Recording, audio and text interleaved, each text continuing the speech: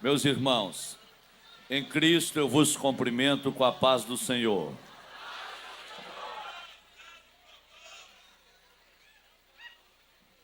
Está maravilhoso nós estarmos louvando e adorando o nome de Deus. E confesso aos irmãos que sentimos uma alegria que excede até o nosso próprio entendimento, porque no meu estado, no Rio Grande do Sul, não existe festas como essas. Nós somos muito tradicionalistas em algumas coisas e eu posso ver que nós estamos perdendo o tempo de aproveitar ainda mais da oportunidade que Deus tem nos dado para estar servindo a Ele. Mas, nesta noite aqui, é tão bom poder ver vocês com toda alegria, adorando e exaltando o nome de Jesus. Eu estou vindo do campo de Porá, onde está tendo uma grande festa, numa proporção semelhante a esta que está aqui. Eu fiquei tão feliz de ouvir lá o pastor Oídes anunciando que o ano que vem terá a primeira jornada da juventude no Brasil, que será sediada em Goiânia. Eu tenho por certo que se os católicos se reuniram e trouxeram os jovens de várias partes do mundo para a jornada da juventude que foi no Rio de Janeiro, a Assembleia de Deus pode sim ser mobilizada no Brasil e nós poderemos ter a maior jornada da juventude de toda a história desse país. Imagine se nós, como pregadores, começar a propagar no Brasil acerca desta jornada da juventude e poder fazer migrar para cá, para o estado do Goiás, para Goiânia, de 40 a 50 mil jovens para unir com vocês e nós estarmos todos juntos em Goiânia, vai dar o Jornal Nacional anunciando, vai sair no Fantástico e a igreja vai ser engrandecida e o nome de Deus vai ser glorificado. Vocês estão de parabéns, porque a Convenção Nacional escolheu sediar a Jornada da Juventude em Goiânia, e com certeza será um fato histórico e será algo marcante para a Assembleia de Deus no Brasil. Eu gostaria de ler um texto da Palavra de Deus com todos vocês. Quem trouxe a sua Bíblia, por gentileza, vamos estar lendo alguns versículos da Palavra do Senhor. Capítulo de número 15 do Evangelho de Lucas. Enquanto você procura, eu gostaria aqui de deixar os meus agradecimentos em público, a pessoa do pastor presidente desta convenção, pastor William José do Carmo, esse amigo, companheiro que Deus me deu nesse estado, e que por sua autorização, por seu consentimento, as portas da Assembleia de Deus nesse estado têm aberto para mim, para eu assim estar cumprindo com o ministério de Cristo. Deus em Cristo abençoe esse homem de Deus, sua família, e a todos que estão sempre apoiando em torno daquilo que ele tem feito para o reino de Deus. Pastor Eliseu Justo, que é o pastor da igreja local, receba o meu abraço, meu carinho, meu apreço. Pastor José Cláudio, que lidera esta região, como também o nosso querido irmão e amigo, deputado Henrique César.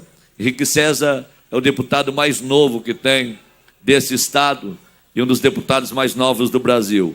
Veio para ficar, não veio para passar. E com certeza será um grande representante desta igreja e com certeza Deus estará sendo exaltado através da sua vida. A Valéria Souza, que é líder de toda a mocidade deste campo, está aí na coordenação deste evento. Ao prefeito Davi José, primeira-dama Sandra, receba meu abraço, meu carinho, e as 14 caravanas do norte goiano que hoje estão reunidos aqui. Deus em Cristo abençoe a todos vocês. Os meus amigos e irmãos, quase que coterrâneos, o André e Felipe, lá do sul. O André e Felipe estão conseguindo um feito histórico. Estão conseguindo fazer os pastores do Rio Grande do Sul dar uma dançadinha enquanto eles cantam. Porque para tirar aquele povo, para fazer aquele povo levantar a mão já é uma guerra. Fazer eles fazer um jeitinho com os braços já é uma briga. Eles até mexem com os dedos dentro do sapato, mas não mexem com o pé. Depois que Deus levantou André e Felipe, até eles estão dando uns pulinhos para cima. Então Deus é maravilhoso. Deus guarde a vida desses dois levitas de Deus. Quem encontrou o capítulo 15 do Evangelho de Lucas, nós vamos estar lendo alguns versículos. Versículo de número 1. a seguir. Nos diz assim a Bíblia, na tradução que tem. E chegavam-se a ele todos os publicanos e pecadores para o ouvir. E os fariseus e os escribas murmuravam, dizendo: este recebe pecadores e come com eles. E ele lhes propôs esta parábola, dizendo: que homem dentre vós, tendo 100 ovelhas, e perdendo uma delas, não deixa no deserto as 99, e não vai após a perdida, até que venha a achá-la, e achando-a, a põe sobre os seus ombros, cheio de júbilo, e chegando à sua casa convoca os amigos e vizinhos, dizendo-lhes: alegrai-vos comigo, porque já achei a minha ovelha perdida. Versículo de número 8, ou qual a mulher que tendo 10 dracmas, se perder uma dracma, não acende a candeia, e varre a casa, e busca com diligência até achar, e achando-a, convoca as amigas e vizinhas, dizendo: alegrai-vos comigo, porque já achei a dracma perdida. Vamos ler a partir do versículo de número 11 agora. E disse: um certo homem tinha 2 filhos. E o mais moço deles disse ao pai: pai, dá-me a parte da fazenda que me pertence. E ele repartiu por eles a fazenda. E poucos dias depois, o filho mais novo, ajuntando tudo, partiu para uma terra longínqua, e ali desperdiçou a sua fazenda, vivendo dissolutamente. E havendo ele gastado tudo, houve naquela terra uma grande fome, e começou a padecer necessidades. E foi, e chegou-se a um dos cidadãos daquela terra, o qual mandou para os seus campos apacentar porcos. E desejava encher o seu estômago com as bolotas ou alfarrobas que os porcos comiam, e ninguém lhe dava nada. E caindo em si, disse: quantos trabalhadores de meu pai têm abundância de pão, e eu aqui pereço de fome? Levantar-me-ei, e irei ter com meu pai, e dir-lhe: pai, pequei contra o céu e perante ti. Já não sou digno de ser chamado teu filho. Faze-me como um dos teus trabalhadores. E levantando-se foi para seu pai, e quando ainda estava longe, viu seu pai, e moveu-se de íntima compaixão, e correndo, lançou-se-lhe ao pescoço e o beijou. Vamos ler ainda o versículo de número 29. Mas respondendo ele, disse ao pai: eis que te sirvo há tantos anos, sem nunca transgredir o teu mandamento, e nunca me deste um cabrito para alegrar-me com os meus amigos. Vindo, porém, este teu filho, que desperdiçou a tua fazenda com as meretrizes, mataste-lhe o bezerro cevado. E ele lhe disse: filho, tu sempre estás comigo, e todas as minhas coisas são tuas, mas era justo alegrarmos-nos e regozijarmos-nos, porque este teu irmão estava morto e reviveu, tinha se perdido e foi achado. Amém, queridos? Queiram tomar os vossos assentos, aqueles que podem. Pastor Isaías do Prado, Deus em Cristo abençoe. Senhor, sua esposa, sua mãe digna família, todos os demais pastores aqui, que não fiz uso dos seus nomes por causa da exiguidade do tempo. Meus irmãos, eu gostaria de falar um pouco nesta noite aqui sobre estas parábolas da Bíblia, as parábolas das coisas perdidas e achadas. Segundo o filósofo e teólogo Stott, aqui está a rainha de todas as parábolas da Bíblia. E como nasceu estas parábolas? A parábola da ovelha, a parábola da dracma e a parábola do filho que se perdeu. Estas parábolas nasceram no momento em que Jesus está sendo criticado pelos fariseus e pelos escribas. Diz a Bíblia que Jesus, ele além de pregar para os publicanos e para os pecadores, ele ainda tirava parte do seu tempo para estar junto com os pecadores e publicanos. Diz a Bíblia que ainda Jesus se assentava para comer com eles. Jesus, ele sempre foi diferente de tudo e de todos, porque Jesus veio para fazer o que ninguém teve coragem de fazer. Eu pregando em uma das nossas convenções no sul do país, eu falei que se Jesus estivesse hoje conosco, ele teria uma dificuldade muito grande de congregar com nós, porque Jesus, ele veio para fazer o que ninguém teve coragem de fazer. Imagine só que Jesus, ele tinha que ir para a Judeia, e diz a Bíblia que ele deixa a Judeia de lado e desce para a Galileia, porque era necessário ele estar em Samaria. Quando eu falei isso em convenção para obreiros, eu vi que alguns pastores não gostaram da minha linguagem, e eu falei para eles: amigos, vamos para a Bíblia e vamos meditar nos feitos de Jesus. Ele deixa a Judeia e desce para a Galileia, porque era necessário ele estar em Samaria. Ele tinha um encontro marcado com a mulher samaritana. Ele marcou esse encontro, e ele, quando chegou na beira daquele poço, deu uma ordem aos seus discípulos: ir de buscar aí na cidade alimento, porque aqui não tem o que comer. Os seus discípulos vão para a cidade e a mulher chega. Imagine comigo, se Jesus fizesse isso nos dias de hoje, e Jesus fosse um obreiro entre nós, e alguém visse o obreiro Jesus num lugar deserto, sozinho, falando com uma mulher prostituta, que teve 5 maridos, e o que agora ela tinha não era dela. E diz a Bíblia que Jesus confronta num diálogo junto com esta mulher.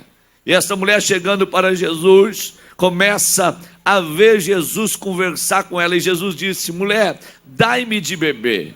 E ela então já levanta a questão: como pode tu, sendo um judeu, estar falando com um samaritano? Porque judeus não se dão com os samaritanos. E então Jesus diz para ela: se tu soubesse quem é que está falando contigo, tu lhe pediria e ele te daria água viva. Jesus entra na alma daquela mulher, e aquela mesma mulher que foi junto ao poço com um cântaro vazio, que segundo os historiadores pesaria de 8 a 11 quilos, ela deixa esse cântaro na beira do poço. Ela vê que se encontrou com muito mais alguém do que seja um profeta. Ela vê que se encontrou com o autor da vida. Ela pega a água viva na beira daquele poço que sai da boca de Jesus, e ela vai ao poço como prostituta, mas volta para Samaria como uma missionária. Diz a Bíblia que quando os discípulos chegaram da cidade, viram Jesus conversando com a mulher e não lhe ousaram fazer pergunta alguma. Isso quer dizer que a língua dele chegou a ferver dentro da boca. Faltou coragem de perguntar alguma coisa para Jesus. Mas eu pergunto para vocês: se fosse nos dias de hoje, e alguém visse Jesus num lugar deserto, sozinho, assentado à beira do poço, com uma prostituta conversando, ele seria chamado para uma reunião de ministério, e com certeza ele passaria por alguns apertos. A mulher que foi apanhada no ato de adultério, ela é levada até a presença de Jesus, e todos querem apedrejar aquela mulher. E Jesus então diz o seguinte: quem dentre vós não tem pecado, seja o primeiro a jogar uma pedra. E diz a Bíblia que dentre dos mais velhos aos mais novos, foi saindo um atrás do outro. E diz a Bíblia que Jesus ficou sozinho com aquela mulher novamente. E Jesus pergunta para aquela mulher: mulher, cadê os teus acusadores? Se eles forem embora e não te apedrejaram e eles não te acusam, tampouco eu. Vai e não peques mais. Agora imagine comigo, se alguém passasse por lá e visse Jesus sozinho, assentado no chão, conversando com uma mulher que saiu do ato de adultério. Jesus certamente seria chamado de novo para uma reunião de ministério, e ele teria que dar satisfação por que ele estava fazendo isso. Pare e pense comigo. Jesus na casa de Simão leproso, aquele miserável era leproso e ficou curado, fez um jantar para Jesus. Jesus chega dentro da casa daquele homem, aquele homem não lava os seus pés, não unge a cabeça de Jesus. não faz uma manifestação de adoração. E de repente uma mulher invade a casa e começa então a enxugar os pés do Cristo com as suas lágrimas. E diz a Bíblia que com seus cabelos ela seca as suas lágrimas. Ela derrama um bálsamo de um perfume raríssimo sobre a cabeça do Cristo. E ela começa a adorá-lo. O fariseu pensa consigo e diz o seguinte com seus pensamentos: se ele soubesse quem é esta mulher que está aos seus pés, se ele soubesse quem ela realmente é, se fosse profeta, saberia. Aí Jesus olha para o fariseu e diz o seguinte: não somente tu vai ficar sabendo o que está acontecendo dentro da tua casa, mas toda a terra vai ficar sabendo, porque quem muito é perdoado, muito ama. Esta mulher aqui, ela foi muito perdoada, por isso que ela muito ama. Entrei na tua casa, não lavaste os meus pés, não ungiste a minha cabeça, não me deste um ósculo santo, não beijaste o meu rosto, mas ela está beijando os meus pés. Imagine que se alguém passasse por lá e visse uma mulher pecadora beijando os pés do Cristo, ele seria chamado para mais uma reunião. Jesus ia ter problemas conosco nos dias de hoje, sabe por quê? Porque Jesus sairia de um culto de domingo, de uma escola bíblica dominical, e ele ia ir para um bar. E quando você passasse na frente do bar, você ia ver Jesus no meio dos cachaceiros.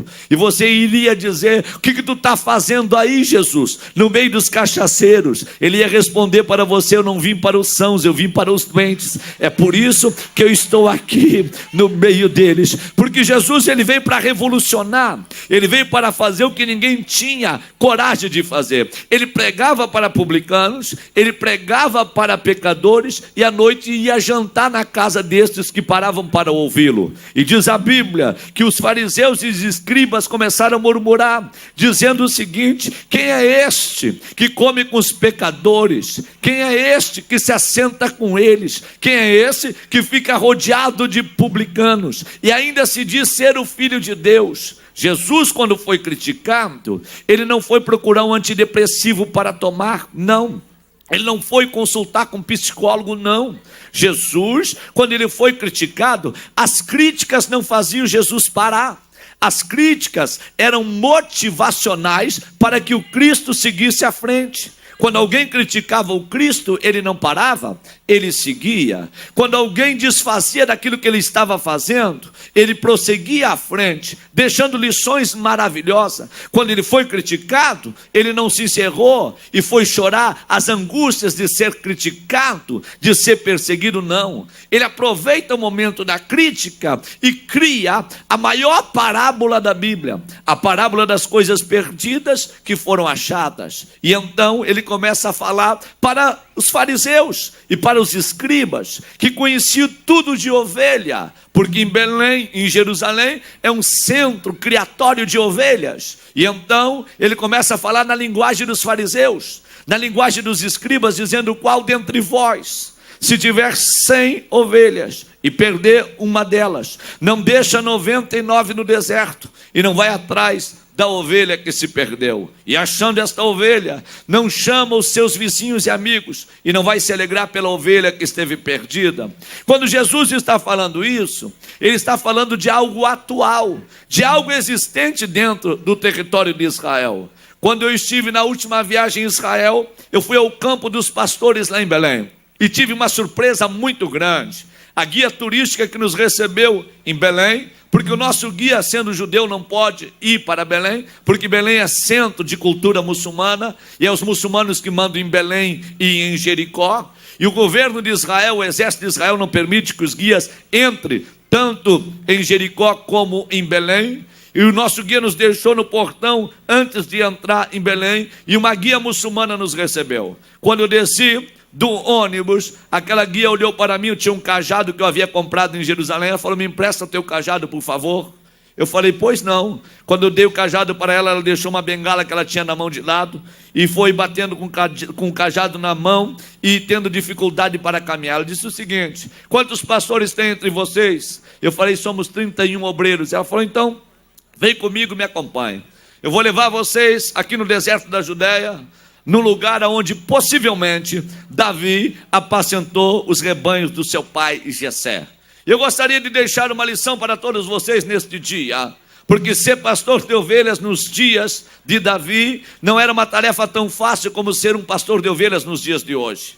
E trazendo para o mundo espiritual, vocês que estão chegando do Brasil, vocês são privilegiados, porque vocês são pastores de grandes rebanhos dentro do país de vocês. Mas eu gostaria de falar um pouco sobre o relacionamento entre um pastor e uma ovelha. E aquela mulher então nos deixa dentro do deserto. Ela pega um carro, sai por 5 minutos, volta, e quando ela volta diz: me acompanhe, eu vou levar vocês agora para dentro de uma caverna, onde os pastores abrigavam as suas ovelhas. Depois de um dia de calor escaldante dentro do deserto, eles procuravam então refugiar os seus rebanhos dentro de uma caverna. Venham comigo agora durante o dia. Do lado de fora da caverna, em torno de 39, 40 graus. Dentro da caverna, mais ou menos 18 graus. E aquela mulher muçulmana, ela olha para nós dentro da caverna e diz o seguinte: você sabe o porquê que um pastor naquela época tinha que pensar 10 vezes em ser pastor de ovelhas?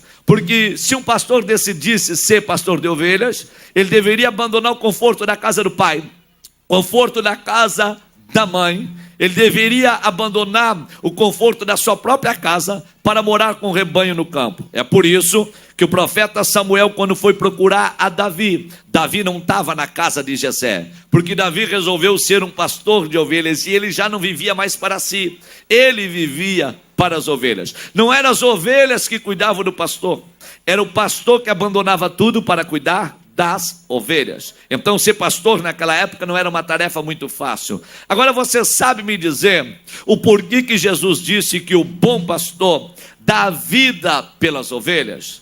Deixa eu falar algo para vocês, ela falando conosco. Quando Davi deu testemunho para Saul dizendo o seguinte: quando veio o leão, eu matei o leão.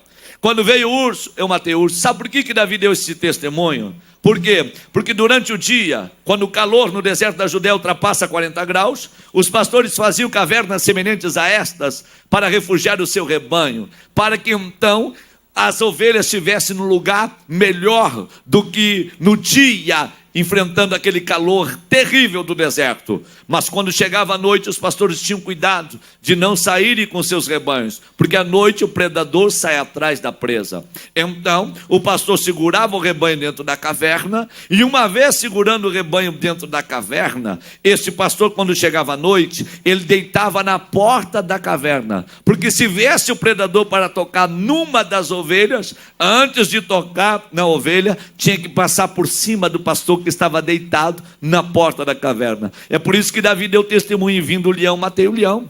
Vindo o urso, eu matei o urso, e o Deus que me deu o leão e o urso vai me dar o gigante na palma da minha mão. É por isso que Jesus falou: e o bom pastor, ele dá sua vida pelas ovelhas. Quer dizer, ele dorme na porta da caverna. Antes do predador tocar no rebanho, tem que passar por cima do pastor, porque o pastor, ele tem autoridade sobre o rebanho. Aquela mulher então começa a conversar e fala para nós lá no deserto da Judéia. Deixa eu fazer uma pergunta para vocês: você sabe como é que um pastor se comunica com as ovelhas? Nós dissemos não. Ela pegou aquele cajado, saiu para o lado de fora da caverna e bateu 5 vezes com o cajado contra uma pedra. O suar do tinir daquele cajado contra a rocha produziu um zunido no meio do deserto, e as ovelhas que estavam pastando levantaram as suas cabeças. E ela disse: o bom pastor se comunicava com o rebanho não gritando. Ele convencia o rebanho a vir até ele, não com a força do grito da sua voz, porque a autoridade do pastor estava no seu cajado. Ele batia contra a rocha, e o zunir do cajado chamava a atenção das suas ovelhas. Por exemplo, 3 pastores se encontram no campo, e os rebanhos se misturam. Quando os rebanhos se misturam, um pastor sai para o lado, dá 3 batidas com o cajado contra a rocha. Aquelas ovelhas vão atrás daquele pastor. O outro bate 5 vezes lá, o outro bate 8 vezes lá, e os rebanhos, cada um segue o seu próprio pastor. A autoridade de um pastor não está no grito da voz, está no cajado. que está na palma da sua mão. E ela então começa a conversar conosco e ela diz o seguinte: quando um pastor convocava o seu rebanho pela autoridade do seu cajado e uma das ovelhas não comparecesse na convocação daquele pastor por 3 vezes, o pastor teria que pensar 10 vezes em disciplinar essa ovelha. Sabe como é que era a disciplina de uma ovelha? O pastor pegava o seu cajado e ia em direção à ovelha rebelde, para que ela não colocasse todo o rebanho a perder.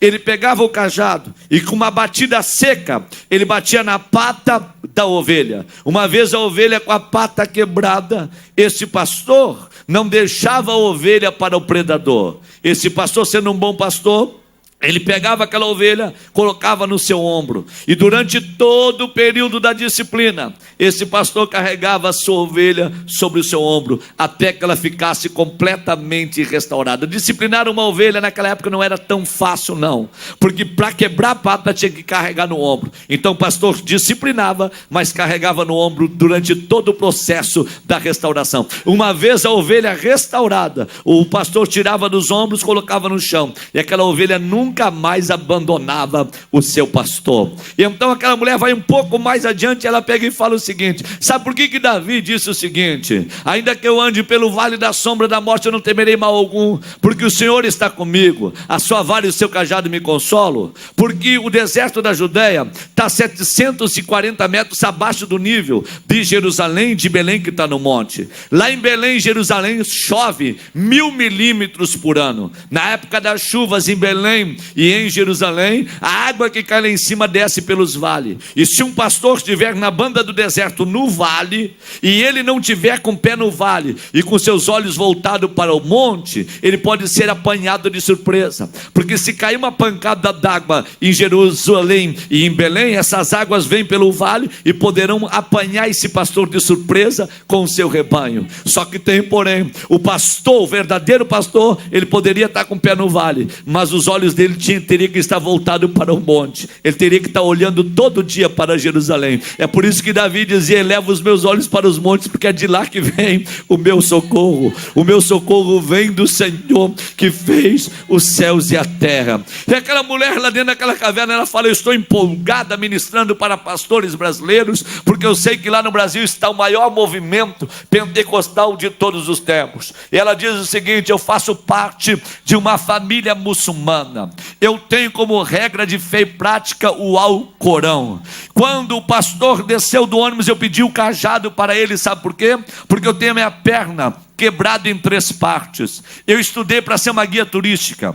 Eu falo 5 idiomas. Eu estudei dentro de uma das faculdades de Jerusalém, ainda sendo uma muçulmana. Eu me formei, me preparei para isso. Mas como em Belém tem muitas casas feitas de pedra, a minha casa feita de pedra, eu me escorei no muro da minha casa num final de semana. O muro caiu comigo e uma das pedras quebrou o meu maxilar em 2 partes e quebrou a minha perna em 3 partes. O meu sonho caiu por terra de ser uma guia turística. Eu perdi totalmente o desejo de ser uma guia turística, porque para ser uma boa guia turística tem que comunicar bem e tem que andar bem. E eu com a minha perna quebrada em 3 partes, o meu maxilar em 2 partes, com grampos na boca, eu fiquei numa cadeira de roda por 3 anos. Quando eu estava no quintal da minha casa, numa cadeira de roda, num daqueles finais de semana, eu dormia sentada na cadeira de roda, e antes de eu dormir eu ouvia falado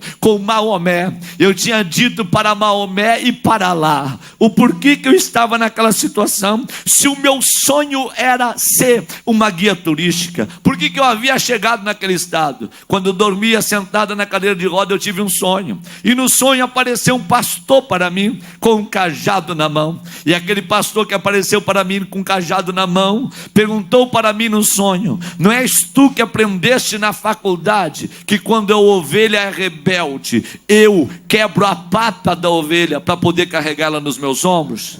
Deixa eu te falar um negócio: quem quebrou a tua pata fui eu, mas eu não vou te deixar na cadeira de roda, eu vou te carregar nos meus ombros. Quando esse pastor falou isso para mim, ele soltou o cajado e mostrou as 2 mãos para mim, e as mãos daquele pastor estavam furadas. Quando eu me acordei, eu entendi que era Jesus que estava me salvando.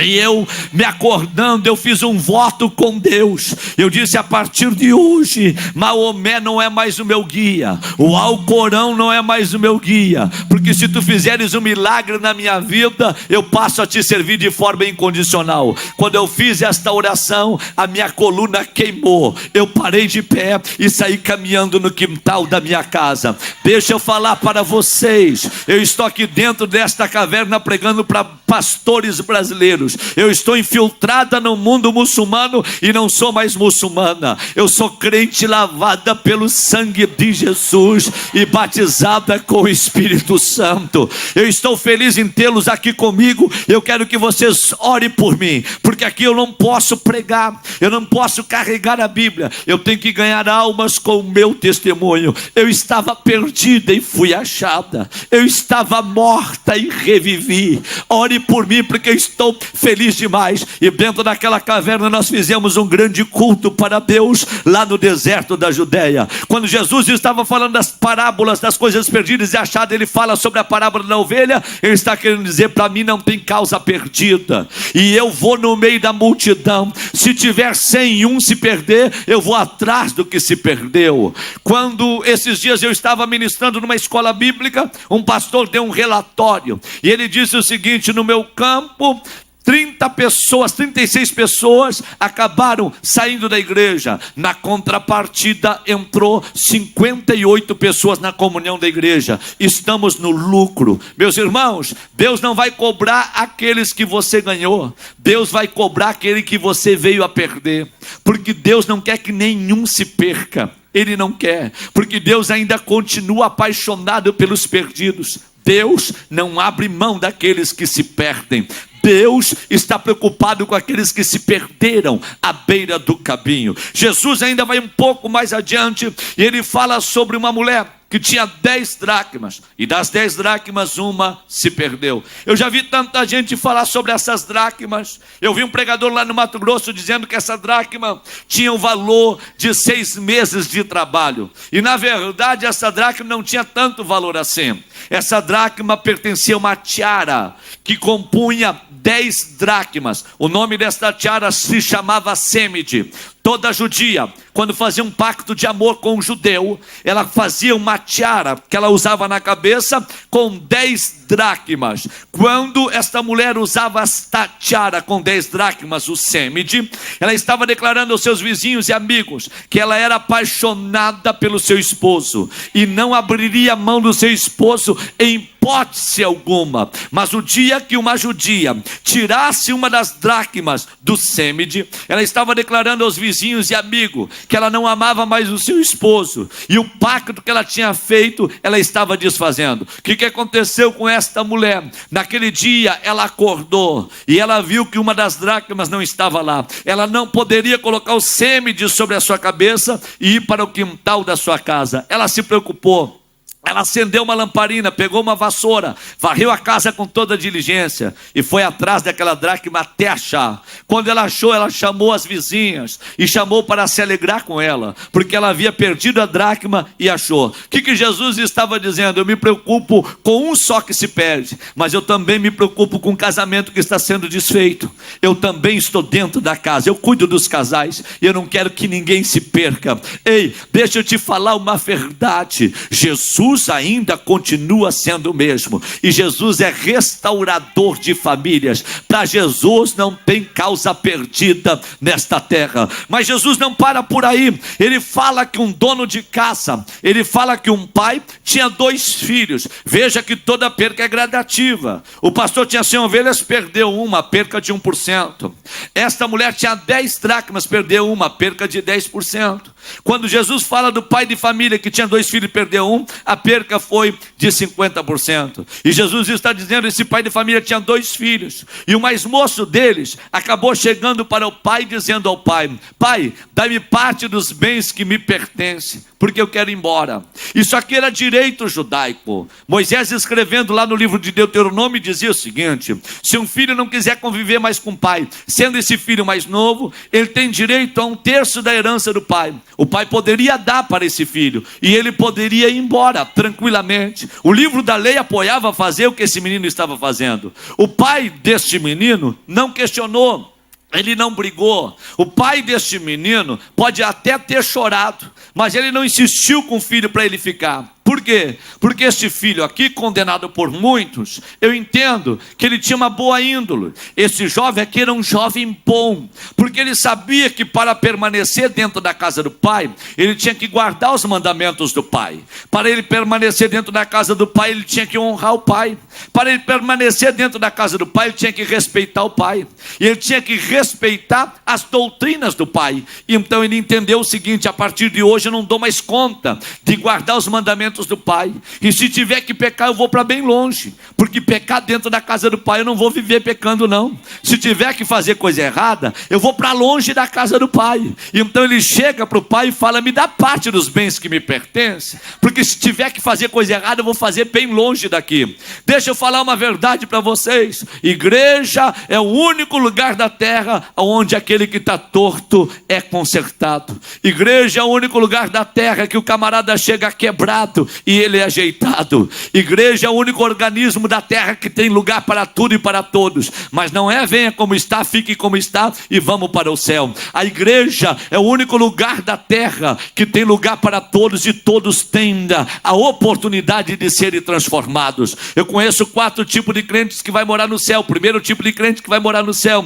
é aquele que nasceu de novo. O que nasceu da água e do Espírito, esse vai morar no céu. Jesus falou para Nicodemos: se não nascer de novo não entra lá. Tem que nascer de novo, tem que mudar de vida. Não é venha como está, fique como está e vamos para o céu. Não, venha como está e mude de vida aqui dentro. Venha como está. Quem dava calote, pare de dar. Quem comprava e não pagava, agora compra e vai pagar suas contas. Ei, quem fornicava e prostituía, pare de prostituir, porque aqui é lugar de consertar, aqui não é lugar de ficar fazendo coisa errada. Aqui é lugar de colocar a vida em ordem. Segundo tipo de crente que vai morar no céu, o crente que crê. Diz a Bíblia: aquele que crê será salvo. O que não crê já está condenado. A palavra crer no original quer dizer depositar toda a confiança sem desconfiar. Terceiro tipo de crente que vai morar no céu, o crente perseverante. Diz a Bíblia: e aquele que perseverar até o fim será salvo. O céu é para gente teimosa, que vai tropeçando, se arrastando, andando de joelho. Uma hora corre, outra hora senta, mas tem desejo de chegar lá.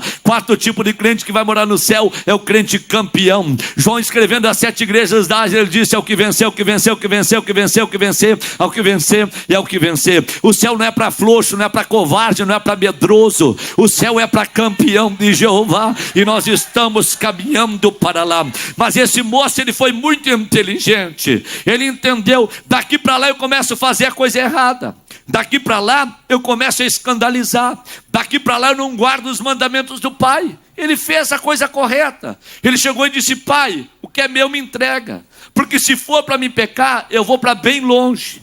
E ele foi para uma terra longínqua. Ele foi para bem longe. E lá ele conheceu a noite. Lá ele conheceu o que ele não conhecera dentro da casa do pai. Ele conheceu falsos amigos. Enquanto ele tinha dinheiro, os amigos estavam na volta. Quando o dinheiro terminou, os amigos vazaram e ele ficou sozinho. Aí então chegou a miséria, depois dele gastar tudo com as meretrizes. E diz a Bíblia que ele desejava encher o seu estômago com as alfarrobas dos porcos e ninguém lhe dava nada. Um fazendeiro encontrou ele no meio do caminho e ofereceu uma oportunidade de emprego, ofereceu um serviço dentro da fazenda dele. Esse menino que saiu da casa do pai, ele fedia porco na fazenda do fazendeiro. O fazendeiro dava trabalho, mas não dava amor. O fazendeiro, o menino queria comer as alfarrobas dos porcos, e o fazendeiro não oferecia um banquete, mas o pai estava esperando ele com bezerro cevado.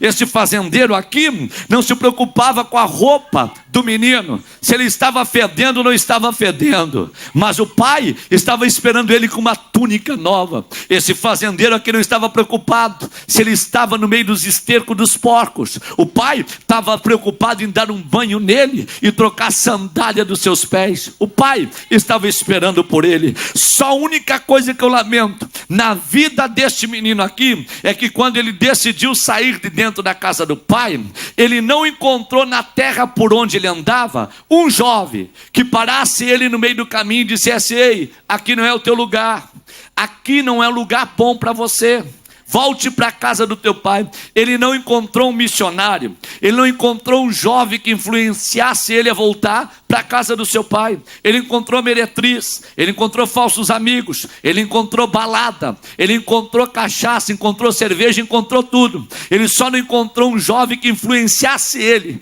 a voltar para a casa do pai. A única coisa que eu lamento na vida deste menino é ele não ter tido a sorte que eu tive. Por quê? Porque um dia eu fui perdido. Eu nasci dentro de uma terreira de umbanda. Minha mãe, Dona Gleci Fontoura, mãe de santo, ela passou a servir aos demônios quando tinha 13 anos de idade. Minha mãe tinha 3 terreiras de macumba no meio da minha família. Quando minha mãe ficou grávida de mim, quando ela sentiu as contrações para me ganhar, antes dela ir para o hospital, ela passou por dentro da terreira, e os demônios disseram que ela não iria me ganhar no hospital.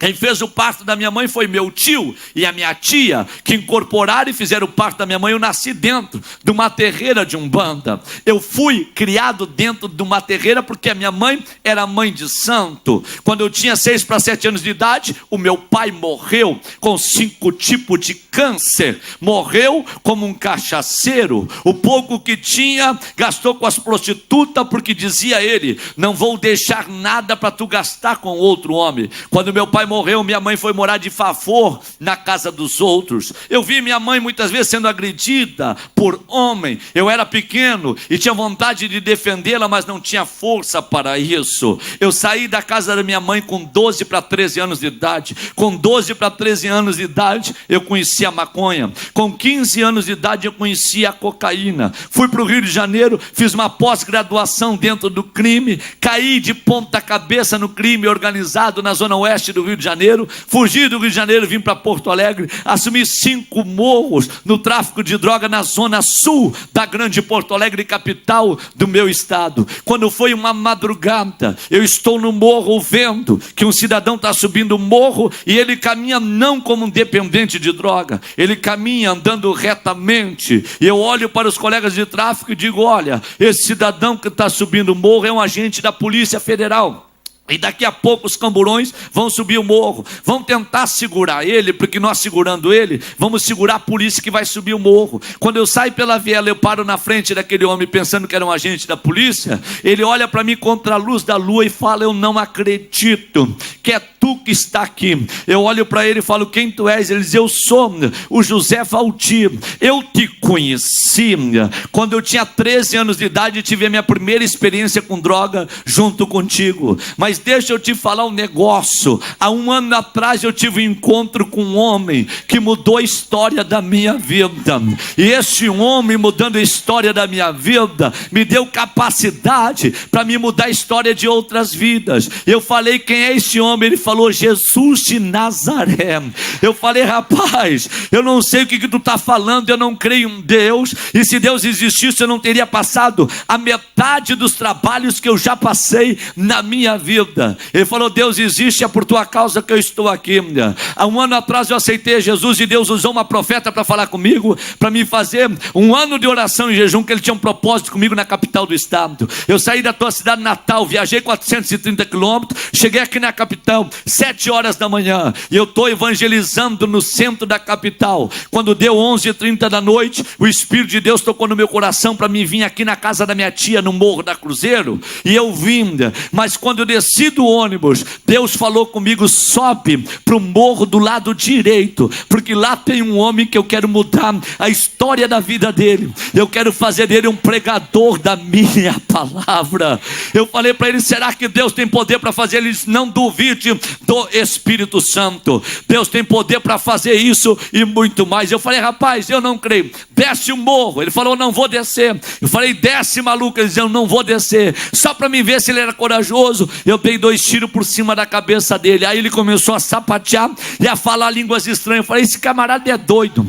Esse camarada é maluco, desce daqui, rapaz, e vai embora. Ele diz: eu vou embora, não porque eu esteja com medo de ti e daqueles que estão da tua volta. Eu vou embora porque a minha missão está cumprida. O que eu tinha que fazer eu já fiz. Eu não tenho medo de ti. Se tu me der um tiro agora, meu corpo cai aqui, a minha alma vai tomar cafezinho com Jesus, rapaz. A minha vida está na palma da mão de Deus. Eu tenho medo de Deus, que tem poder de matar o meu corpo e jogar minha alma no inferno, mas medo de ti eu não tenho. Eu falei: desce o morro. E ele desceu o morro gritando: até mais, pregador. Eu falei: vai doido. Ele disse: até mais, pregador, não vai morrer sem ser pregador do evangelho. Queridos, ele foi embora, mas a palavra de Deus ficou, porque diz a Bíblia que toda palavra que sai da boca de Deus não volta para Deus vazia, sem antes fazer o que lhe apraz na face desta terra. Eu fiquei 3 dias sem dormir pensando: vai ser pregador, vai ser pregador, vai ser pregador. Naqueles dias chegou o êxtase. Eu consumia droga com outros dependentes de droga para vender para os clientes. Tomei uma overdose de droga, perdi o meu controle mental, entrei em confronto com os dependentes de droga, traficantes do morro. Polícia invadiu o morro, acabaram me prendendo. Me levaram para uma delegacia para me baixar ao presídio central. Quando o delegado veio conversar comigo, eu não sabia o meu nome, não sabia quem eu era. Eu não sabia o nome da minha mãe, tinha perdido a minha capacidade mental. O delegado chamou uma psicóloga, ela conversou comigo e ela disse o seguinte: o lugar desse homem não é num presídio, é dentro de uma clínica psiquiátrica. Ele tem que ser internado dentro de um hospício. Eu fiquei 8 meses internado dentro de uma clínica psiquiátrica sem saber o meu nome. Eu fiquei com 39 quilos, eu fui parar na UTI do hospício. A doutora, quando constatou no meu coma, que eu fiquei 15 dias em coma, ela constatou que eu estaria morrendo.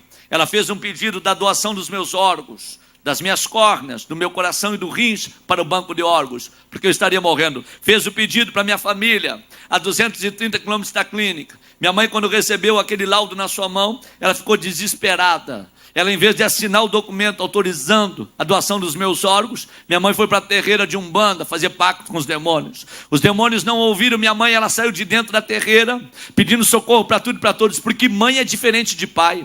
A mãe, o filho está passando o trabalho, ela, quando a criança chora de noite, ela joga as cobertas lá no teto e vai cair do lado da criança para saber o que está acontecendo. O pai, se ouve o grito da criança, catuca com o cotovelo e diz: olha, a criança está chorando, vira para o canto e segue dormindo. Porque diz a Bíblia que o amor de mãe é semelhante ao amor de Deus. É um amor insistente, é um amor diferente. Minha mãe saiu na cidade pedindo socorro para tudo e para todos. A 4 quarteirões da casa da minha mãe, ela vai passando e ela vê uma senhora que está lavando roupa no tanque do lado de fora. E esta senhora está cantando um hino de louvor a Deus.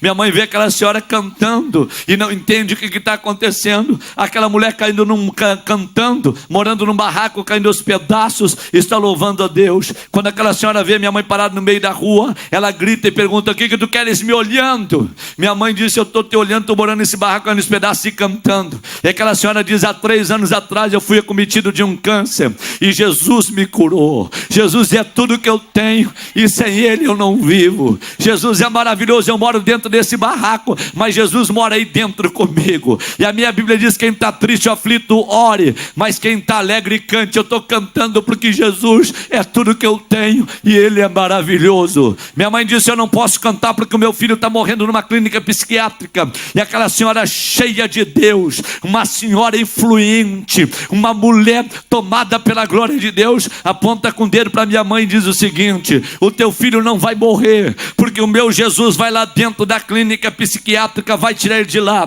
vai fazer dele um pregador da sua palavra, e quando ele sair de lá, tu vai te converter, e todas as terreiras serão quebradas, e toda esta cidade vai saber que tem um Deus no céu que opera milagres na terra. Quantos aqui acreditam que Deus opera milagres nesta terra? Ei, Deus usou um louco para falar comigo, seu Wilson Vilmar, um ex-padre que rejeitou a batina de padre para se casar, e no dia do casamento a noiva deixou ele no altar e fugiu com outro, virou alcoólatra, por causa do alcoolismo virou doido, caiu dentro do hospício. E esse ex-padre, os médicos deixavam eles visitar a UTI, porque era um ex-padre doido, mas entrava para dentro da UTI porque era um ex-padre. E esse ex-padre chega na beira da minha cama, quando eu estava em coma. Eu não tinha força para abrir os olhos e nem tampouco para falar. com uma sonda no nariz para poder respirar. Ele vem no meu ouvido e fala: Sandro, eu venho aqui amando de Deus, para te dizer que se tu orares a Deus, Ele tem poder para te tirar daqui. E se tu não orar, tu vai para o inferno. É a mensagem que eu tenho para te entregar. Ele vai embora, mas a palavra de Deus fica. Quando ele falou aquilo, eu me lembrei do doido lá no morro, na frente da minha arma, dizendo: Deus tem um plano com a tua vida, e tu não vai morrer sem ser um pregador da minha palavra. Eu, na pouca força que tinha, coloquei o pé na parede e caí no chão. Quando eu caí no chão, eu fiz a oração mais linda da minha vida. Eu falei: Deus, eu não sei se tu existe ou se tu não existe.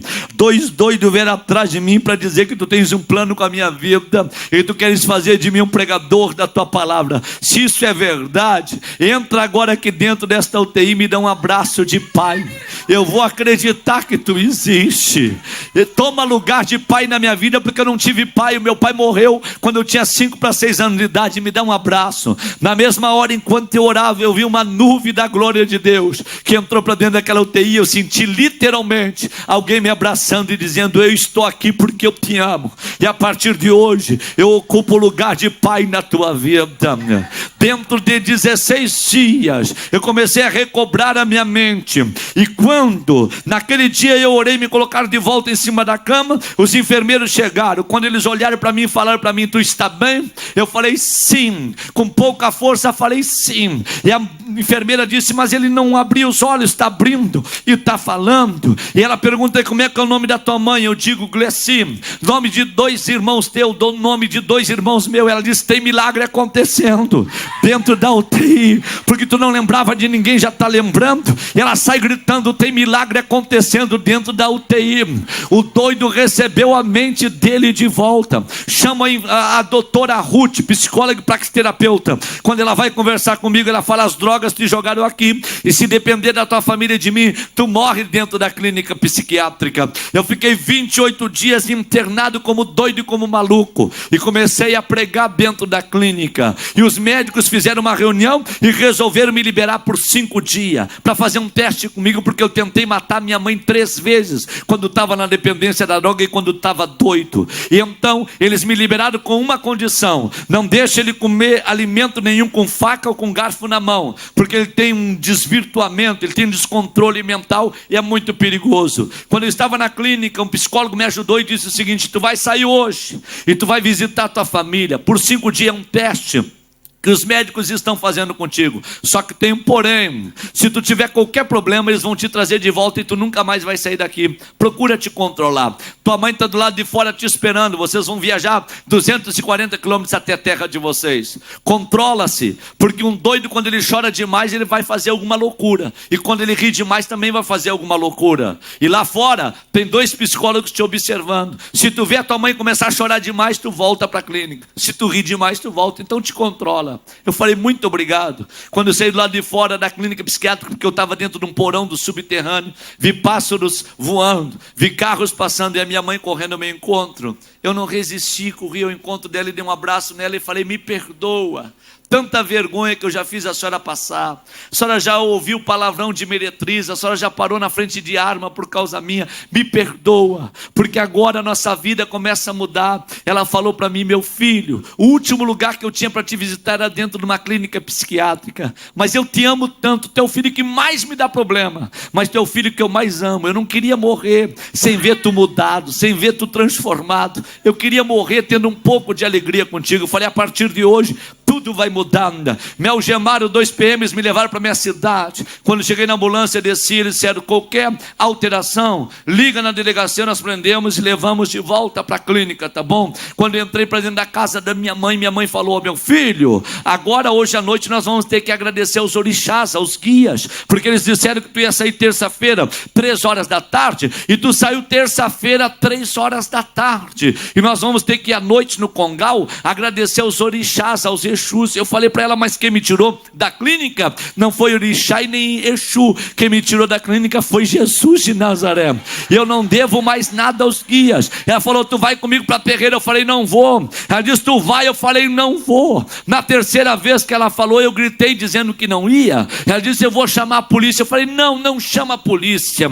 A senhora tem Bíblia dentro de casa? Ela disse, na luta que eu estou passando contigo, até Bíblia eu ganhei. Foi em cima do guarda-roupa, trouxe uma Bíblia. Eu falei, antes de chamar a polícia, me empresta a Bíblia. Eu fui para o quarto do fundo, um quartinho feito de piso de chão batido. Coloquei a Bíblia em cima de uma cama e dobrei meu joelho e falei, Deus, eu não te conheço. 2 loucos falaram para mim que tu tens um plano com a minha vida. Se por acaso tu és o Deus que usou os 2 loucos para falar comigo, que escreveste a Bíblia, usa a tua palavra agora para falar comigo. Aí eu vou crer que tu está me chamando. Quando eu terminei de orar, eu abri a Bíblia. Os meus olhos caíram em cima do profeta Isaías, no capítulo 41, versículo 10, que diz, não temas, porque eu sou contigo. Não te assombres, porque eu sou o Senhor teu Deus.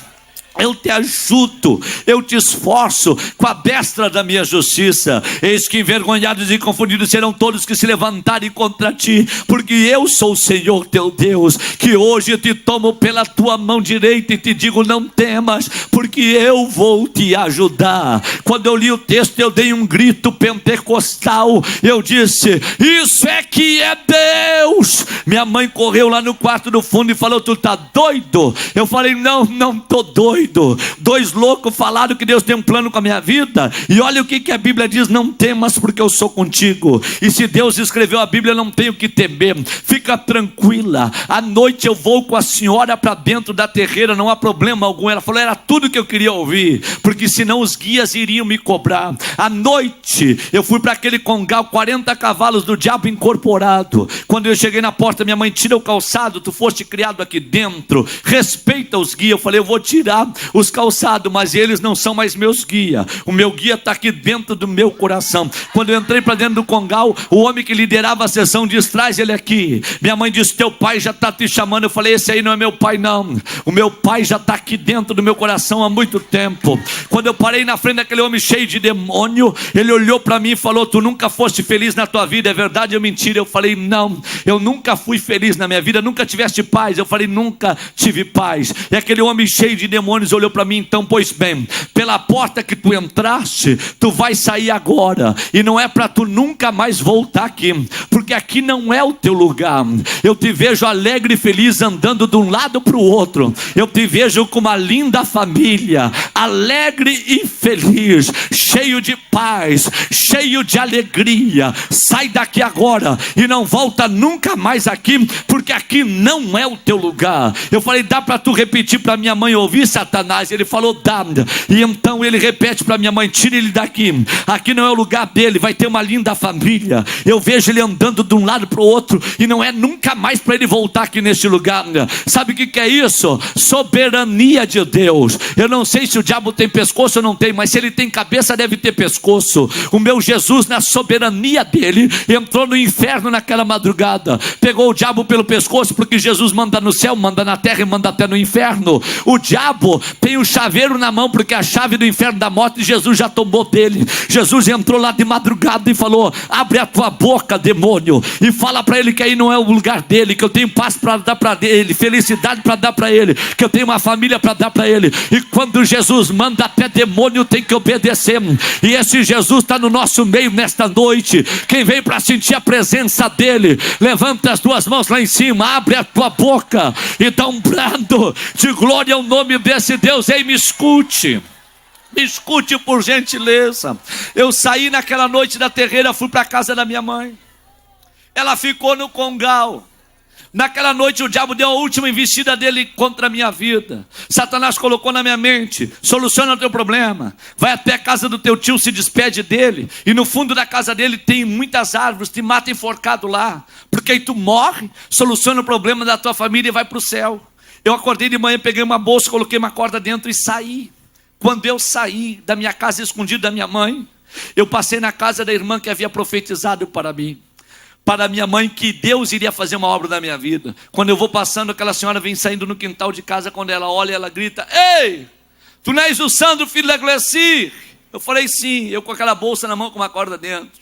Ela disse, meu filho, eu há quase um mês estou orando pela tua vida, para o meu Jesus te tirar daquela clínica. E não é que ele ouviu a minha oração? Como Deus é bom. Eu quero orar por ti. Vem aqui para dentro do meu barraco. Quando ela fazia assim com a mão, eu dava 2 passos. Vem. Quando eu me dei de conta, eu estava na salinha do barraco daquela irmã. Ela falou para a filha dela, para Ione, vai lá na esquina e avisa a irmã lá, que me ajudou em oração, e diz para ela que Deus já ouviu a nossa oração, o Sandro já está aqui. Aquela criança saiu correndo, e quando voltou, aquela irmã veio junto. Quando a irmã entrou pela cozinha, falou para a irmã Isidora, cadê ele? Está aí na sala. Quando a irmã entrou, ela falou, eu não acredito. Como Deus é maravilhoso. Nem um mês de jejum e Deus já respondeu a nossa oração. Tirou ele de lá. E elas olham para mim e falam, meu filho, a tua alma vale mais que o mundo todo perdido. E nós vamos agradecer a Deus porque ele te tirou daquele lugar terrível. E as duas deram as mãos e começaram a orar. Davam 2 passos para lá, 2 passos para cá. E de repente a glória de Deus desceu. As crianças orando por mim começaram a chorar. Eu não resisti à presença de Deus, caí de joelho no chão e comecei a chorar. Ela vem, toma aquela bolsa da minha mão, falando em línguas estranhas, coloca em cima da mesa, abre aquela bolsa, tira a corda de dentro, joga no chão, e as duas começam a sapatear em cima da corda, e começam a gritar, Satanás, tu perdeu a batalha, porque a batalha é de Deus, e aqui está um pregador da palavra de Deus, aleluia. Eu chorei demais. Ela disse para mim, meu filho, não vai para onde tu ia ir, a corda fica aqui, a bolsa fica aqui, volta para casa da tua mãe, à noite nós estamos de culto na igreja, tem uma cruzada que nós estamos realizando, eu vou te buscar para tu ir para a igreja conosco, tu vai? Eu falei, eu vou. Quando foi à noite, chuva que Deus mandava, aquela irmã muito simples, com uma bota de borracha no pé, com um guarda-chuvinha, bateu na porta da casa da minha mãe. Quando ela bateu, ela perguntou, cadê o meu filho? Minha mãe ficou endemoniada, porque era uma senhora negra, e falou para ela, quem tu pensa que tu é, para dizer que o Sandro é teu filho? Por acaso ele foi gerado no ventre de uma negra? Mas crente cheio do Espírito Santo não perde elegância nunca.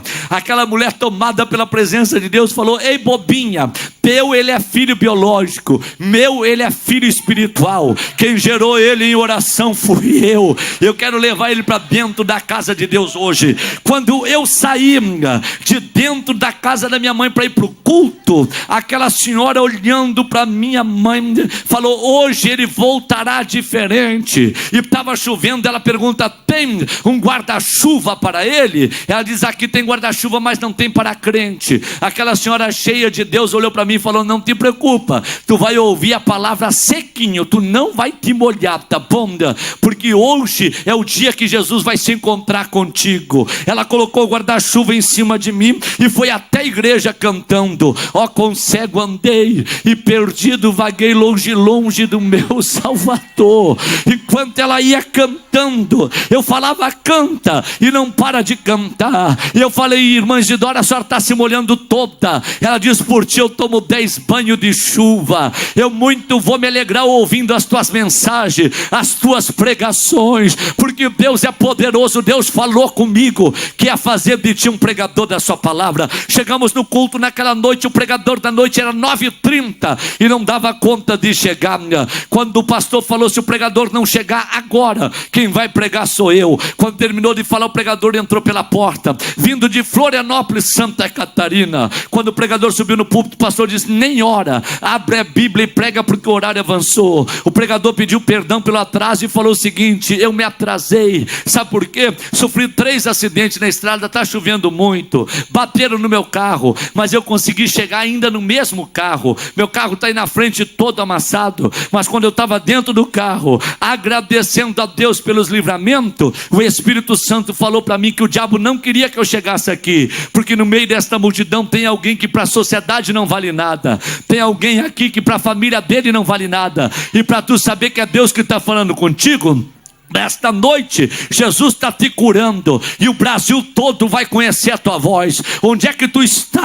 Eu falei, sou eu. Ele disse, é tu mesmo. Pode passar aqui na frente, porque hoje é o dia da tua vitória. Quando eu passei lá na frente, eu fiquei curado na mesma hora para a glória de Deus. Aquele homem orou por mim e eu recebi o milagre. Passaram-se os 5 dias, eu voltei para dentro da clínica psiquiátrica e fiquei mais 30 dias internado. Eu estou pregando aqui para vocês nesta noite e eu estou liberado pelos médicos temporariamente, porque lá dentro da clínica os médicos me liberaram porque eu estava abrindo uma igreja de doido dentro do hospício. Eles falavam, toma comprimido. Eu falava, não toma, porque Jesus liberta. Eles falavam uma coisa e eu falava outra. Eles me liberaram temporariamente com uma condição: tu vai ter que morrer tomando 4 antidepressivos por dia, porque tu tem 20% da tua capacidade mental, 80% as drogas consumiram. Se tu não tomar 4 antidepressivos por dia, tu vai sair de casa para ir no supermercado, vai se encontrar na beira da estrada pedindo carona. Tu tem 20% da tua capacidade mental, tu não pode viver sem antidepressivo. Sabe quanto tempo eu fiz de tratamento? Nem uma semana. Eu saí da clínica psiquiátrica e fui para frente do espelho e falei para mim mesmo, ei campeão, eu não vou te dar antidepressivo, eu vou encher o teu coração de Jesus, eu vou colocar Jesus para dentro de ti, eu vou te encher de palavra e tu vai ficar liberto. Nunca mais tomei nenhum antidepressivo, só para tu abrir a tua boca e dar glória a Deus. Na cidade onde eu estive internado como doido, hoje eu sou pastor da maior igreja da cidade, porque tem um Deus no céu que opera milagres na terra. Só para você abrir a tua boca e dar mais glória a Deus. Minha mãe não é mais mãe de santo, não.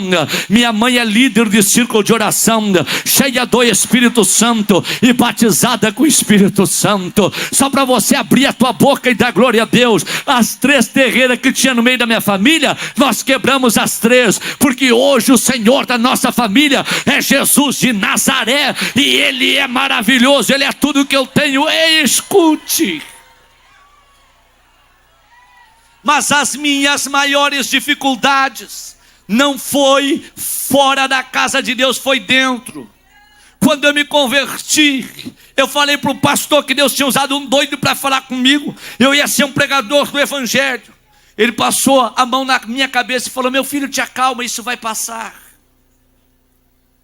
Eu queria namorar com uma jovem. Quando eu chegava perto das jovens, elas vazavam.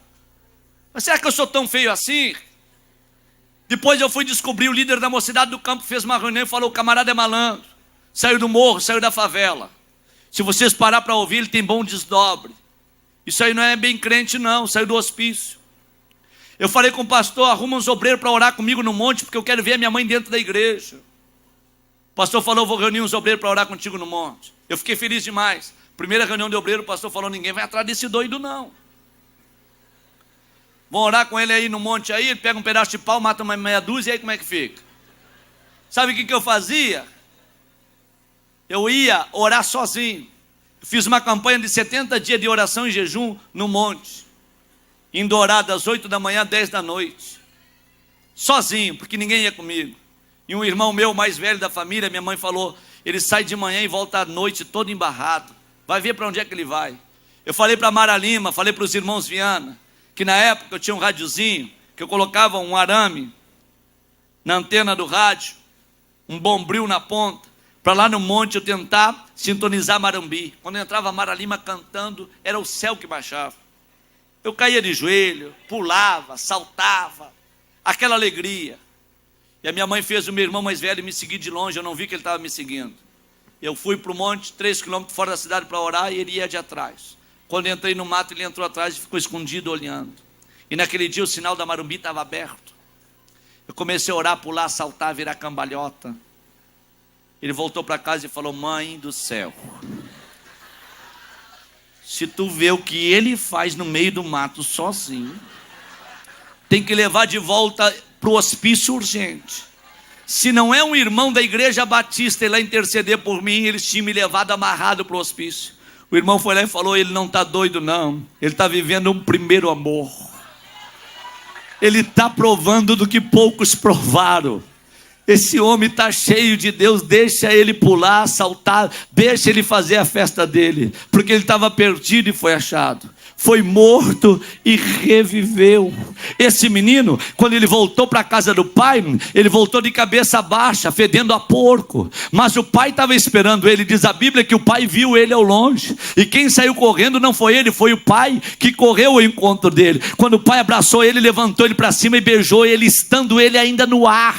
E então o pai disse: filho, vem para cá, vou matar o bezerro, vou fazer uma festa. Estava perdido, foi achado. Estava morto e reviveu. Mas aconteceu um episódio aqui, e eu gostaria de parar aqui a minha mensagem. Quando o filho mais velho, o irmão mais velho da casa, recebendo uma influência de fora, abriu a boca e falou para os empregados da casa do pai: que festa é essa que está acontecendo aí? Quando ele recebe a notícia que o filho que estava perdido foi achado, que o irmão havia regressado, ele não quer entrar na festa. Por quê? Porque ele recebeu a influência dos seus amigos. Ele fala para o pai, quando o pai vai ter com ele do lado de fora da casa: ei, estive contigo todo esse tempo guardando os teus mandamentos, e tu nunca me deste um cabrito para me comer com os meus amigos. Vindo este teu filho, tu mataste o bezerro cevado e está fazendo uma festa para ele. Então o pai abre a boca e fala: meu filho, era comum que eu fizesse uma festa como essa, tudo que eu tenho é teu,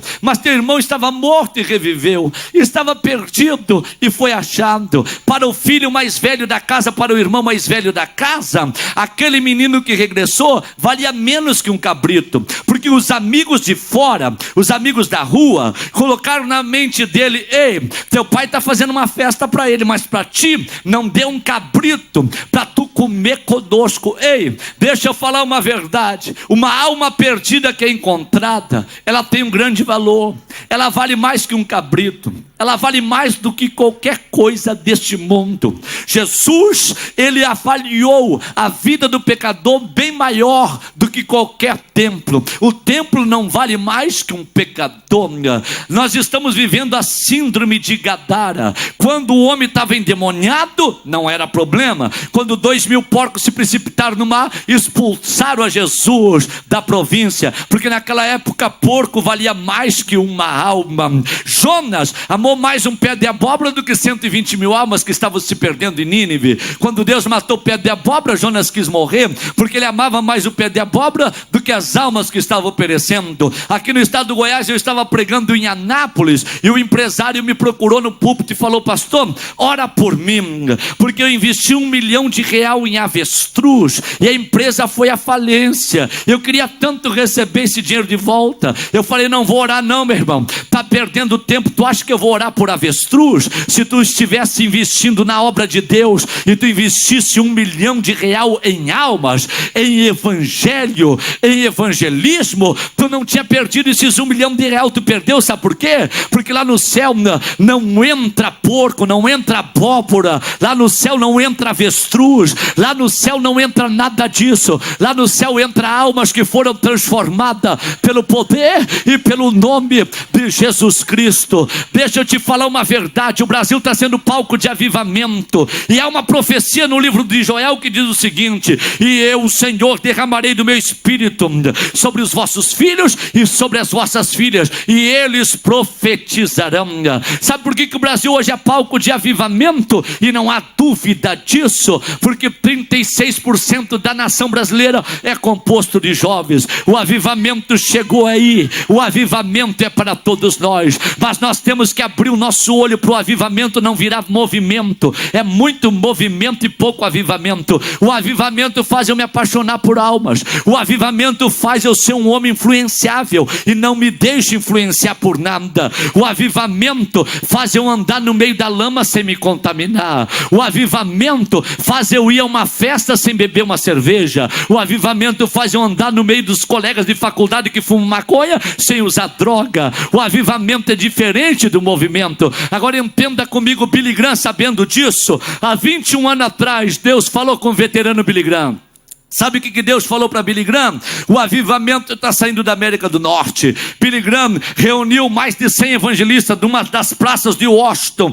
e falou o seguinte: Deus comunicou comigo que o avivamento está saindo da América do Norte, e Deus falou comigo que o avivamento vai sair se nós não se humilhar e se nós não clamar diante dele. E numa das praças de Washington, o veterano Billy Graham levantou mais de 100 bandeiras, trouxe evangelistas de mais de 100 países do mundo, representando aquelas bandeiras. E quando ele está clamando em praça pública, falando para Deus: Deus, tu precisa dos americanos para evangelizar o mundo. Um chafariz jogando água para cima, vem um vento e sopra a água do chafariz e molha a bandeira do Brasil. Deus levanta um coreano que sai falando em língua portuguesa no meio da praça, pulando e saltando, e o coreano profetiza para Billy Graham: eis que a bandeira que foi molhada pela água do chafariz, eu tenho um propósito com esta nação.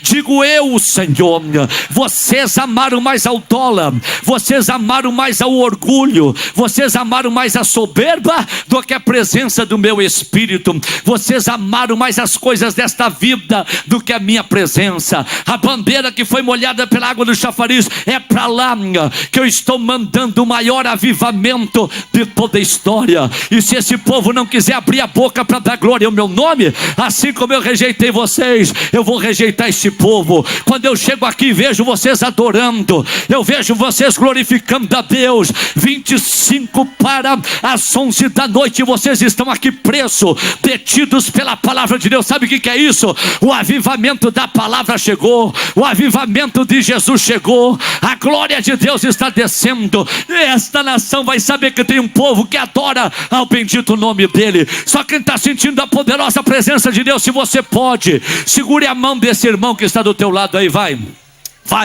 segure a mão desta irmã que está do teu lado aí, em nome de Jesus, vai, segure a mão desse irmão, segure a mão desta irmã, e se você pode, aperte bem apertado a mão dele, até ele abrir a boca e dar glória a Deus, vai, até ele abrir a boca e dar glória a Deus. Aperta bem apertado a mão dele, levanta a mão dele, guerreiro, para cima, levanta a mão dela para cima, guerreira. Ei, eu vou te dar 1 minuto para tu fechar os teus olhos e abrir a tua boca. 1 minuto, 1 minuto. Quem tem glória, abre a boca e dá glória. Quem tem aleluia, abre a boca e dá aleluia. Quem é batizado com o Espírito Santo, seja renovado agora. Quem não é batizado e veio aqui para receber poder de Deus, Jesus vai te batizar nesta noite. Só quem está sentindo a glória de Deus, levanta bem alto a mão do teu irmão para cima, levanta mais alto que tu puder. 1 minuto, fecha os olhos e abre a boca, vai, fecha os olhos e abre a boca, vai, fecha os olhos e abre a boca, vai, fecha os olhos e abre a boca, vai. Só quem está sentindo a glória de Deus, enche o teu pulmão de ar agora e dá um brado de glória, de glória, de glória, de glória. Quem foi perdido e foi achando, quem estava morto e reviveu, abre a boca e dá glória ao nome desse Deus. Ai,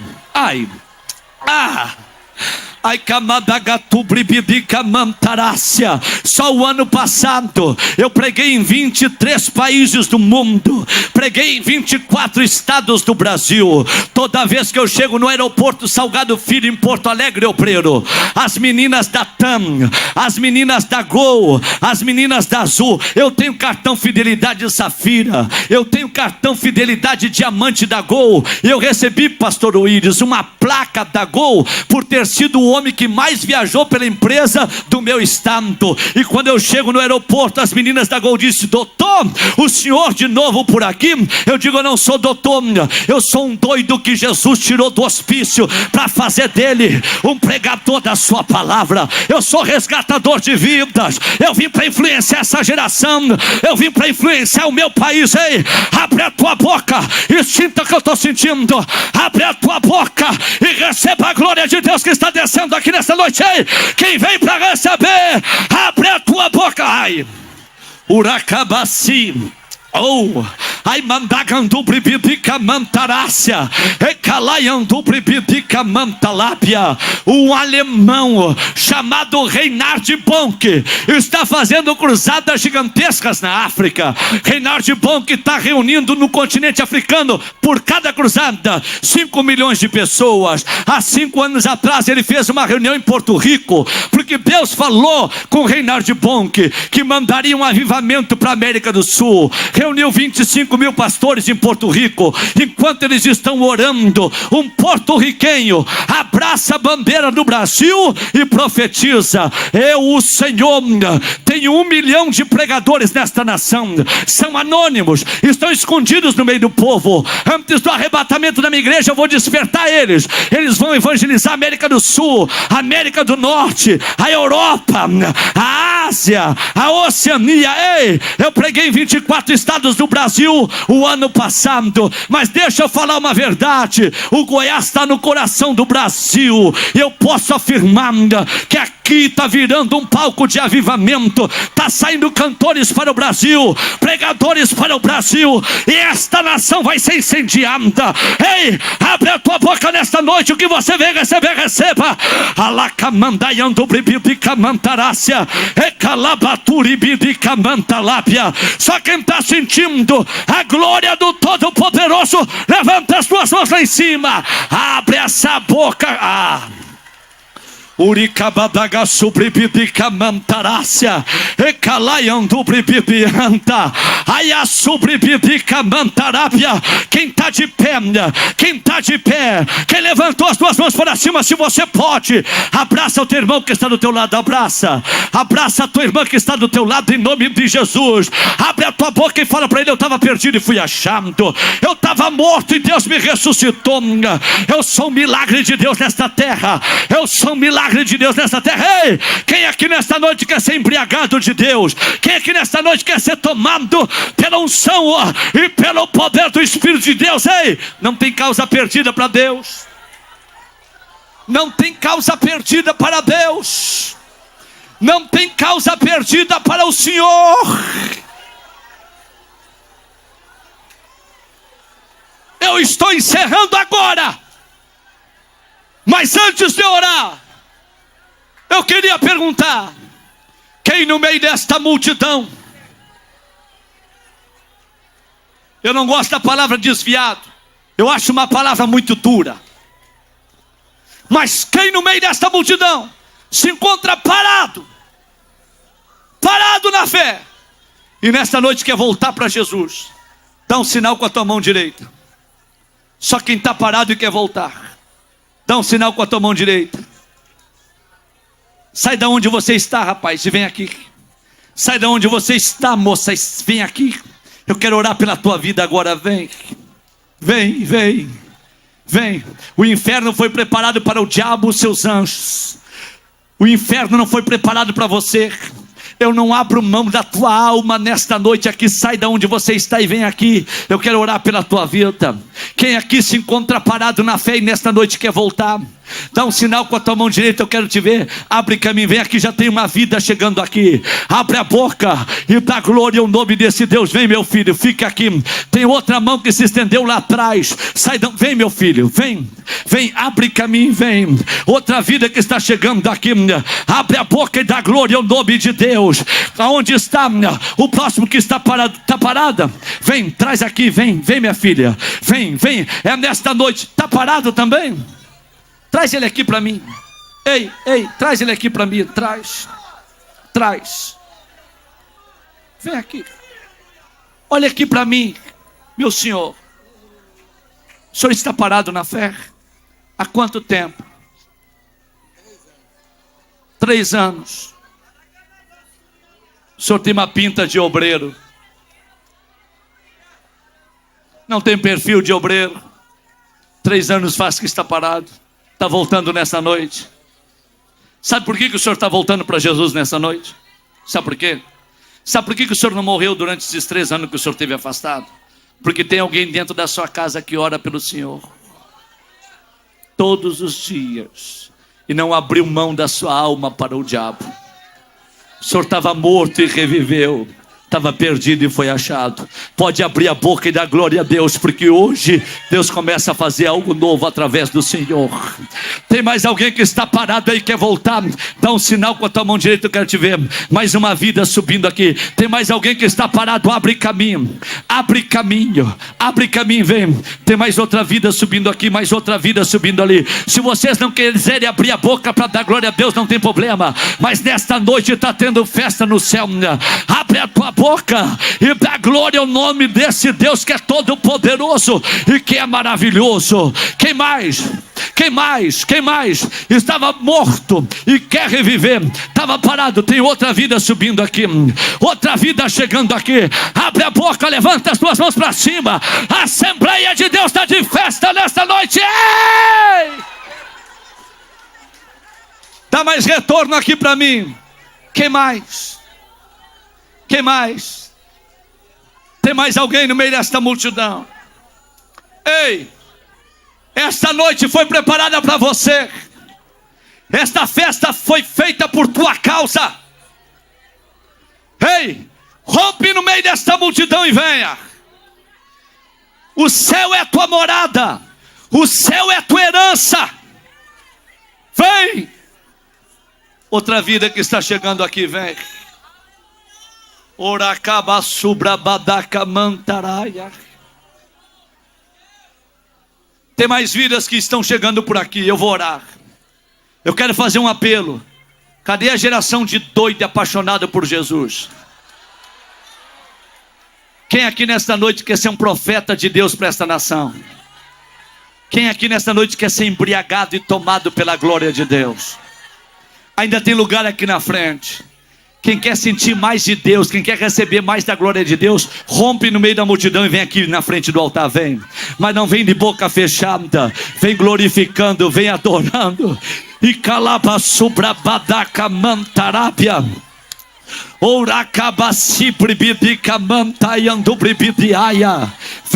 Vem glorificando, vem exaltando, vem magnificando ao nome desse Deus. Vem, abre caminho. Tem alguém no meio desta multidão que quer entregar sua vida para Jesus? Que ainda não é crente e quer passar a ser a partir desta noite? Se tem, abre caminho e vem aqui. Vem, minha filha. Deixa ela chegar aqui. Vem.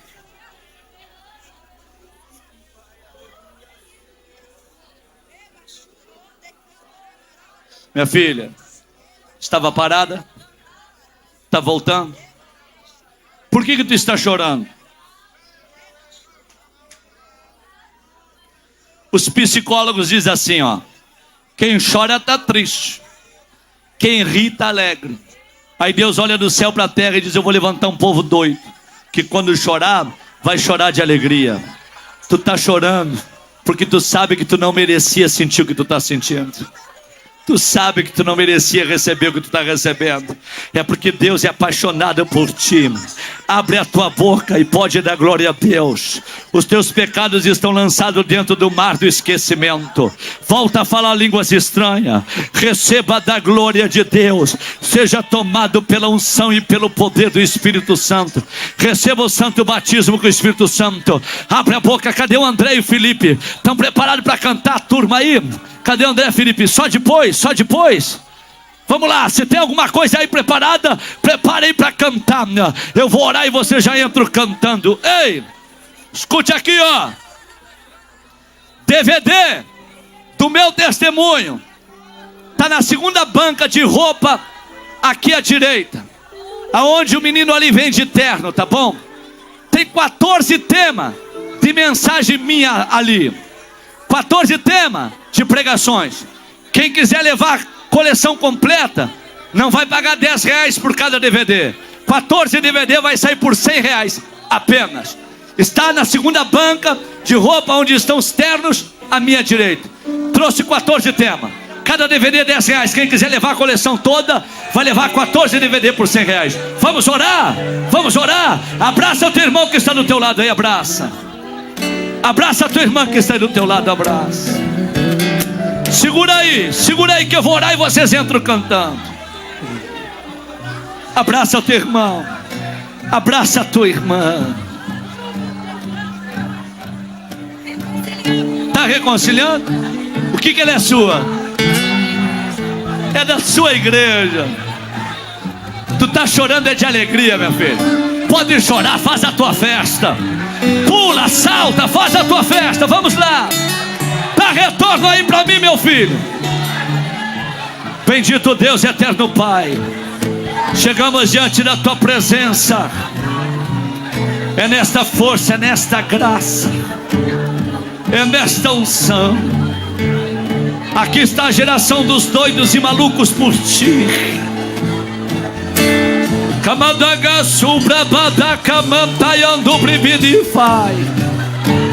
Aqui está dezenas de pessoas voltando para ti, Senhor.